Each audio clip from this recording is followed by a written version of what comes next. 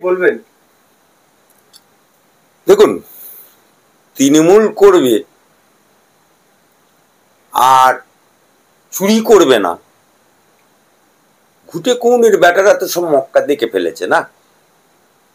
এই বড়ুয়ার এমএলএ বাপ মা নাম রেখেছে জীবন, আর ঠাকুরের নাম ধরে রেখেছে কৃষ্ণ। জীবন কৃষ্ণ, এই জীবন কৃষ্ণ এমএলএ। এমএলএ মানে বড়ুয়ার এমএলএ মানে বড়ুয়া এলাকার রাস্তাঘাটের উন্নতি করবে। বড়ুয়ার এমএলএ মানে বড়ুয়ার সমাজের উন্নতি করবে। বড়ুয়ার এমএলএ মানে মানুষের কল্যাণে কাজ করবে। কিন্তু সেই এমএলএ হয়ে তৃণমূলের লেমেরেলে হয়ে গেছে। লেমেরেলে এই লেমেরেলে করতে গিয়ে প্রথমে সিবিআইয়ের হাতে ধরা পড়ে। তখন ফোনটা ফেলে দিয়েছিল পুকুরে। সারা রাত ধরে সিবিআই পুকুরের পানি ছেঁচতে ছেঁচতে ছেঁচতে অবশেষে পানি মেরে সে তার মোবাইলটা উদ্ধার করলো। কিছুদিন জেলও খাটলো। এখন আবার ইডি আলাদা, সিবিআই আলাদা। ইডি হচ্ছে অর্থনৈতিক দুর্নীতি করলে ইডি আসে। সেই ইডি যখন আসছে, ওর কাছে খবর চলে গেছে যে ইডি আসছে, তখনও 1 ফুট না 2 ফুট না 5 ফুট না 6 ফুট না, একেবারে 18 ফুট উঁচু পাঁচি বাঁদরের মতো লাফ মেরে উঠে পড়লো।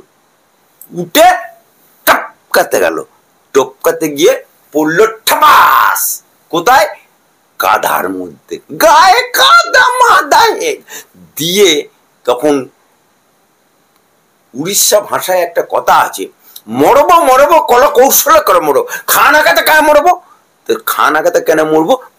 ও কি করলো? বাঁচার জন্য ফোনটা ফেলে দিল। কোথায়? ড্রেনে। তাহলে প্রথমবার মোবাইল ফেললো পুকুরে, আর দ্বিতীয়বার মোবাইল ফেললো নালায়।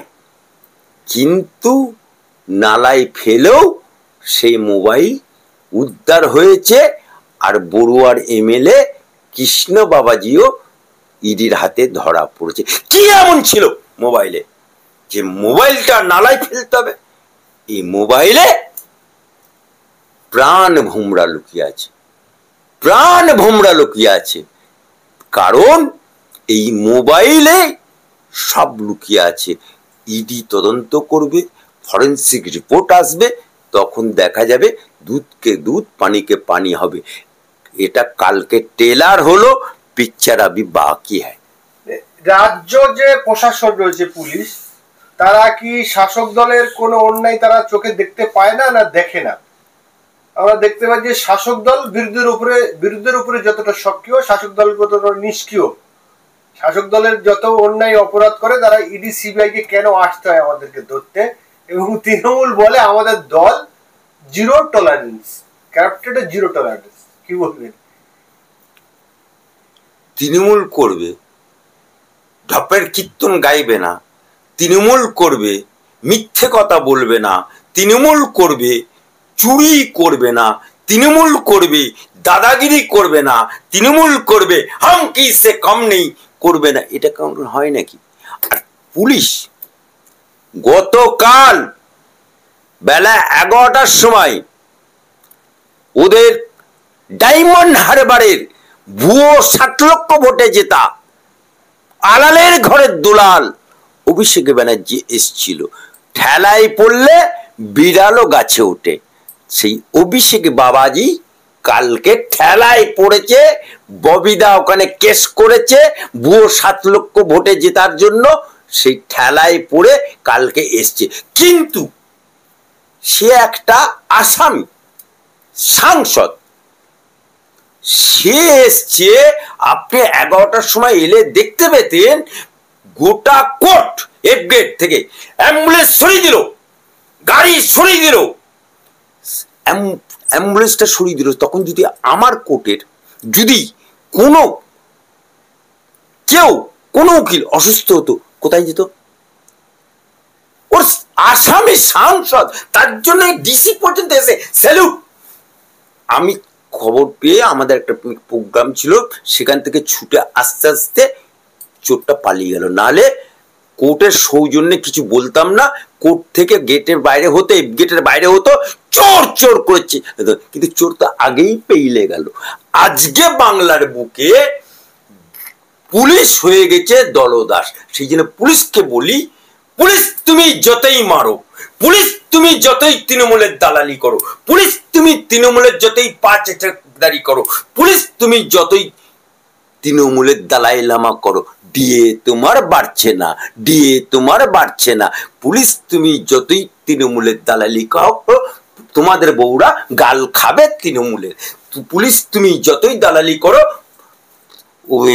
তৃণমূলের নেতা চরম গুরু বাতাসা, তোমার পাঁচনের বাড়ি সেই অনুব্রত মণ্ডল, তার খিস্তি খেতে হবে এবং হজম করতে হবে। আর যে পুলিশের বউগুলো শুভেন্দুর বিরুদ্ধে প্রেস কনফারেন্স করতে এলো, তাদেরকে বলে দিচ্ছি, একজন সুলতানা বলে মেয়ে, আমি বলতে চাই, সে যখন বক্তব্য দিচ্ছিল, সুলতানা বিবি বলছে আমার হাজব্যান্ড একজন এএসআই,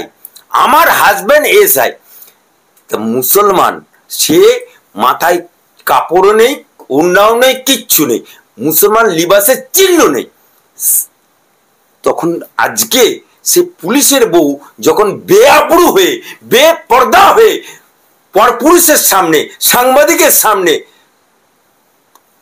বক্তব্য দিচ্ছিল, তখন এই তোহার সিদ্দিকি থেকে শুরু করে হাই সাহেব, গাজী সাহেব, মলি সাহেব কোথায় ছিল?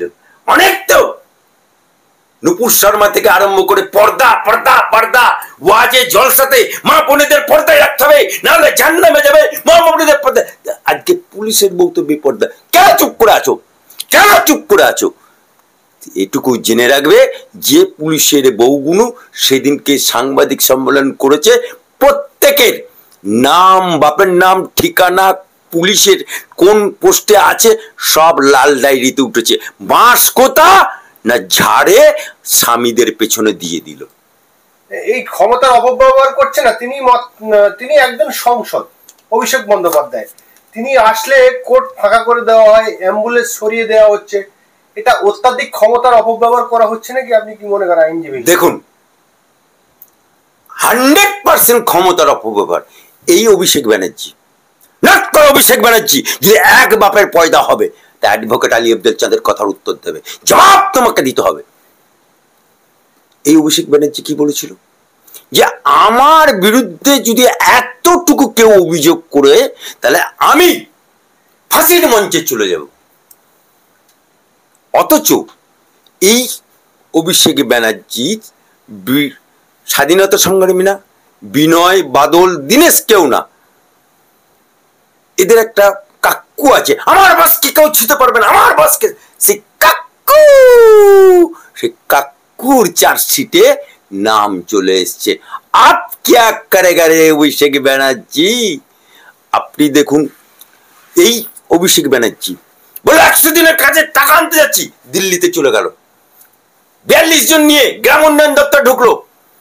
গ্রাম উন্নয়ন দপ্তর কেন্দ্রীয় চা খাওয়ালো, কফি খাওয়ালো, কাজু খাওয়ালো, আখরোট খাওয়ালো, বিস্কুট খাওয়ালো, বাদাম খাওয়ালো, চানাচুর খাওয়ালো, 45 জন একসাথে। প্রোটোকল মেনে গ্রাম উন্নয়নের মন্ত্রী, রাষ্ট্রমন্ত্রী বলল 7 জন এসো, বলে না 45 জনই ঢুকবো, কিন্তু 45 জন তো ঢোকাতে যায় না মন্ত্রীর ঘরে। অবশেষে যখন দিল্লির পুলিশ ঢুকলো, এই মরদের বাচ্চা মেয়েদের পাল্লুতে ঢুকে পড়লো। তারপরে দিল্লি থেকে যখন কলকাতায় পা দিল, অমনি মরদের বাচ্চা হয়ে গেল। কেন? পিসিমণি মুখ্যমন্ত্রী। এই লোকটি তখন রাজ্যপাল, যেখানে অল টাইম 144 ধারা, সেই 144 ধারার মধ্যে ঢুকে সেখানে মঞ্চ বাঁধলো, এপাং ওপাং ধপাং কবিতা পাঠ করলো মমতার। তারপরে কল্যাণ ব্যানার্জি সেখানে বললো খিচ মেরা ফটো খিচ, খিচ মেরা ফটো খিচ। সেই অভিষেক ব্যানার্জি কোন পুলিশ পারমিশন দিয়েছিল?